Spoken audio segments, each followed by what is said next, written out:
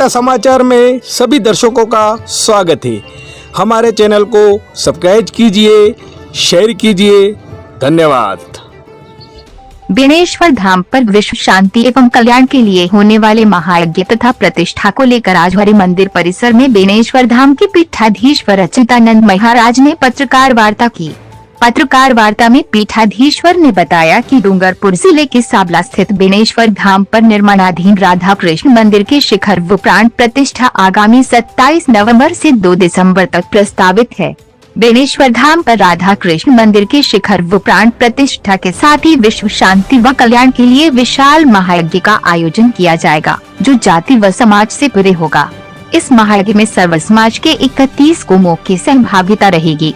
मंदिर के विशाल व भव्य शिखर तथा प्राण प्रतिष्ठा राष्ट्रीय स्तर पर होगी, जिसमें सामाजिक समरसता का संदेश व एकता का परिचायक होगी। इस भव्य व राष्ट्रीय स्तर पर होने वाले धार्मिक कार्यक्रम में शंकराचार्य, साधु संत, महंत के साथ साथ राष्ट्रीय स्तर तक नेता, जनप्रतिनिधियों के साथ सरकार एवं प्रशासन के अधिकारियों का समागम होगा, जो पहली बार इस वागड़ के प्रयाग व आदिवासियों के महाकुंभ में देखने को मिलेगा। पीठाधीश्वर ने मीडिया के माध्यम से इस भव्य कार्यक्रम का प्रचार प्रसार कर इसे सफल बनाने का आग्रह किया। इस अवसर पर जिले की विभिन्न तहसीलों के कई पत्रकार उपस्थित रहे, जिनका पीठाधीश्वर अच्युतानंद महाराज द्वारा उपरना ओढ़ाकर स्वागत किया गया। हमने अभी 20 तारीख को सभी समाजों की मीटिंग करी थी, जिसमें 36 समाजों के लगभग सारे अध्यक्ष, सचिव और भामाशाह और जन सेवक और सारे लोग वहाँ आए थे। और सबने ये तय किया कि बेणेश्वर धाम पर बहुत दिन हो गए बड़ा विष्णु यज्ञ नहीं हुआ है, तो एक अति विष्णु महायज्ञ वहाँ पर आयोजन होगा। और उसका उद्देश्य हरि मंदिर जीर्णोद्धार हुआ जो है उसके शिखर प्रतिष्ठा है। और शिखर प्रतिष्ठा के उस यज्ञ में लगभग 32 लाख आहुतियाँ होंगी। और उसके आचार्य निकुंज मोहन पंड्या त्रिपुरा सुंदरी माता मंदिर में जो रहते हैं वो होंगे। उसी क्रम में आज सभी पत्रकार बंधुओं को निवेदन किया, चूँकि आपके हाथ में कलम है और कलम की शक्ति सबसे बड़ी होती है, तो आज अपने बेणेश्वर धाम को, आबुद्रा घाट को, ब्रह्मा विष्णु महेश को, मावजी महाराज को, माही को विश्व पटल पर लाने के लिए हम ये यज्ञ कर रहे हैं। और आपकी पत्रकारों की भूमिका उतनी ही बड़ी है जितनी माही की महिमा है। तो सबसे यही निवेदन है कि इसकी महिमा को बढ़ाने वाले अधिक से अधिक लेख और अधिक से अधिक इसका प्रचार प्रसार आप सहयोग करें। ये कार्यक्रम का आयोजन कब होगा सर? ये 27 नवंबर से 2 दिसंबर तक ये कार्यक्रम चलेगा। इसमें 28 नवंबर को हेमाद्रि स्नान से शुरू होगा और 2 दिसंबर को महापूर्णाहुति के साथ पूरा होगा। ये जन्म लिया और गोकुल वृंदावन की जो लीला बेणेश्वर धाम पर पूरी करी, और उनके बाद में फिर उनकी पुत्र वधू जन कुंवरी जी ने जो हरि मंदिर का निर्माण कराया, और अब समय के साथ उसके विस्तार की आवश्यकता पड़ी, तो 36 कौम की हमने मीटिंग करी। और उस मीटिंग के द्वारा हमने भागवत कथा करी पिछले 2016 के अंदर। और उस समय सबकी राय यही उतरी कि ऐसा दिव्य और भव्य स्थान बने हमारा बेणेश्वर धाम, जैसा कि इसकी महिमा है। ब्रह्मा विष्णु महेश, आबुद्रे का घाट, आदिवासी समाज का प्रमुख आस्था स्थल, काल सर्प योग की जहाँ पूजाएं होती हैं, नारायण बलि जहाँ होती है, ऐसी अनेक विविधताओं को लेते हुए जो धाम की महिमा है, उस महिमा के अनुरूप ये मंदिर बने और मंदिर की ऐसी प्रतिष्ठा हो। और उसके लिए हमने परसों एक मीटिंग रखी, फिर से 36 कौम के अध्यक्षों की, सचिवों की, जहाँ तक हम पहुँच सकते हमने पहुँचे और उनको बुलाया। कुछ लोग रह गए, हम और मीटिंग कर रहे हैं। और उसी क्रम में कल शाम को निकुंज मोहन पंड्या जो त्रिपुरा सुंदरी के आचार्य हैं, उनको इस यज्ञ की प्लान के बारे में पूछा गया और उन्होंने विस्तृत इसकी जानकारी दी है।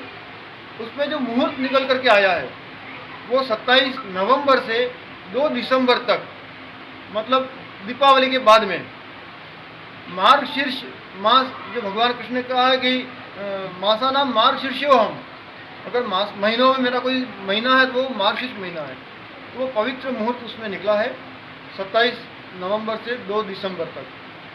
तो उसके अंदर एक विशाल विराट कार्यक्रम यहाँ मावजी महाराज की तपोभूमि, बेणेश्वर दादा की तपोभूमि पर यहाँ होने जा रहा है। और आप सबको आज कष्ट दिया है, पत्रकार बंधुओं को, सभी प्रेस के रिपोर्टरों को, भाइयों को, कि इस धाम की महिमा बढ़े, महादेव की महिमा बढ़े, मावजी महाराज की महिमा बढ़े, माही की महिमा बढ़े, इस माही के पूरे क्षेत्र की महिमा बढ़े। ऐसा हम कार्यक्रम कैसे करें, अपने विचार दो। तो सबका ये भाव जग रहा है कि राष्ट्रीय स्तर के सभी प्रबुद्ध जनों को बुलाया जाए, सभी हमारे जननायकों को बुलाया जाए, जनप्रिय नेताओं को बुलाया जाए, भेदभाव से, ऊंच नीच से रहित सबको आमंत्रण किया जाए, हमारे साधु संतों को बुलाया जाए, चारों शंकराचार्य को बुलाया जाए और 2-3 हज़ार ब्राह्मणों को बिठा करके, चारों वेदों के स्पेशल ज्ञाताओं को बिठा करके वहाँ वेद मंत्रों के द्वारा हवन होगा और लगभग उसके अंदर 1 ट्रक घी हवन होगा। ऐसा कल निकुंज मोहन पंड्या जी ने बताया हमको, और बाकी चीज़ें आप समझ सकते हो, हवन की बात है ये। और इसमें इन्होंने जो खर्चा निकाला है प्रतिदिन का, वो लगभग 11,000 रुपये खर्चा इनका निकल रहा है एक कुंड के ऊपर, एक यजमान के ऊपर, और 5 दिन का ये कार्यक्रम चलेगा।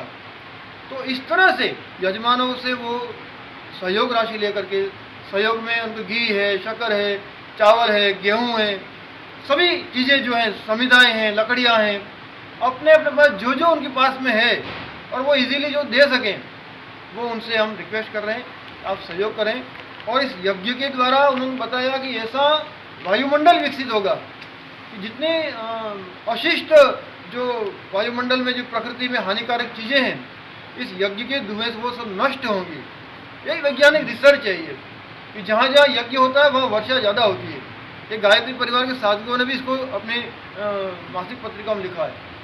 तो पूरे वायुमंडल को शुद्धिकरण करने के लिए हमारे बागड़, मेवाड़, मेवल, छप्पन, गुजरात, इस पूरे जाम्बूखंड को शुद्ध करने के लिए, बुद्ध करने के लिए, एक करने के लिए, नेक करने के लिए ये यज्ञ का आयोजन हो रहा है। और ये यज्ञ किसी छुआछूत, भेदभाव, ऊंच नीच से रहित सभी कौमों के लोग, 36 कौम के लोग इस यज्ञ के अंदर बैठेंगे और सब एक सामाजिक समरसता का संदेश देंगे। ये भाव से इस आयोजन को हम लोग करने जा रहे हैं। और इसमें शिखर प्रतिष्ठा होगी भगवान हरि मंदिर के ऊपर, और वहाँ फिर बाद में हम लोग कुछ गौ माताओं की सेवाओं के लिए कुछ कार्य करेंगे। बाद में समाज के अंदर सामाजिक सेवाओं के लिए बेणेश्वर धाम क्या कर सकता है, वो सब मिलकर के इस कार्य को भी हाथ में लेंगे। लेकिन अभी मुख्य जो लक्ष्य है वो सामाजिक समरसता के लिए यज्ञ किया जा रहा है, और इस यज्ञ के द्वारा प्राणी मात्र की शुद्धि और प्राणी मात्र के कल्याण की कामना है। विश्व के अंदर जो रसिया में और यूक्रेन में जो लड़ाई हो रही है, चीन और ताइवान में जो लड़ाई हो रही है, भारत और पाकिस्तान में जो लड़ाई हो रही है, इन सबकी शांति के लिए विश्व शांति अर्थ लक्ष्मी नारायण ये यज्ञ है ये। और ऐसा यज्ञ अभी अभी इस पूरे एरिया में नहीं हुआ है, जहाँ 2,500-3,000 ब्राह्मणों ने एक साथ बैठ करके, कल उन्होंने बताया लगभग 32 लाख आहुतियाँ होंगी इसके अंदर। 32 लाख आहुतियाँ, 16 लाख आहुतियाँ राधा जी की होंगी, 16 लाख आहुतियाँ भगवान कृष्ण की होंगी, और माताएं और पुरुष मिल करके ये 32 लाख आहुतियाँ करेंगे और इस वायुमंडल को शुद्ध करेंगे। तो इसमें आप सभी पत्रकार बंधुओं का, जनसेवकों का, भामाशाहों का, प्रशासन में बैठे हुए सभी लोगों का, सबके सहयोग की इसमें अपेक्षा रहेगी। और हम जितना बन पड़े हम सबसे जुड़ने की कोशिश कर रहे हैं। फिर भी कोई रह रहा है तो आप जरूर हमारी बात को पहुंचाएं कि वो भी इससे जुड़े और इस विश्व के कल्याणकारी कार्य में अपनी भागीदारी निभाए। तो निश्चित 27 नवंबर से 2 दिसंबर का एक बड़ा विशाल कार्यक्रम बागड़ के अंदर होने जा रहा है। ये बहुत खुशी की बात है और इसमें सभी समाजों ने अपनी सहमति प्रकट करी है। जय महाराज। राष्ट्रीय स्तर का कार्यक्रम, बहुत बड़ी प्रतिष्ठा आयोजित होने जा रही है। मेरे ख्याल से इतनी बड़ी प्रतिष्ठा राजस्थान में तो किसी मंदिर की हुई नहीं है, इतना बड़ा कार्यक्रम। और यहाँ हम सबका दायित्व है, जो कार्यक्रम आयोजित हो रहा है उसमें हम तन मन धन से जुड़े और अपनी शक्ति के अनुसार अपन इसमें सहयोग करें। चलंती तारा प्रचलंती मंदिरे, चलंती मेरु रविचंद्र मंडले, कदापि काले पृथ्वी चलंती सत्पुरुषस्य वाक्यम न चलंती धर्मः। इस चराचर जगत में हर चीज चलायमान है, अचल है तो वो धर्म है। और भगवान ने गीता में कहा धर्मो रक्षति रक्षितो, जो धर्म की रक्षा करते हैं भगवान उनकी रक्षा करेंगे। ये हमारी सिर्फ परीक्षा है, काम तो भगवान स्वयं करेंगे। भगवान नारायण यज्ञ हो रहा है बहुत बड़ा, तो काम अपन कुछ नहीं कर रहे हैं, अपन तो निमित्त है। और ये काम स्वयं भगवान कर रहे हैं, अपने को तो निमित्त बना रहे हैं। भगवान राम चाहते तो एक दिन में रावण को निपटा सकते थे, पर वो सारी वानर सेना और गिलहरी ने सबको साथ में इसलिए ले ताकि वो श्रेय उनको दिया जाए।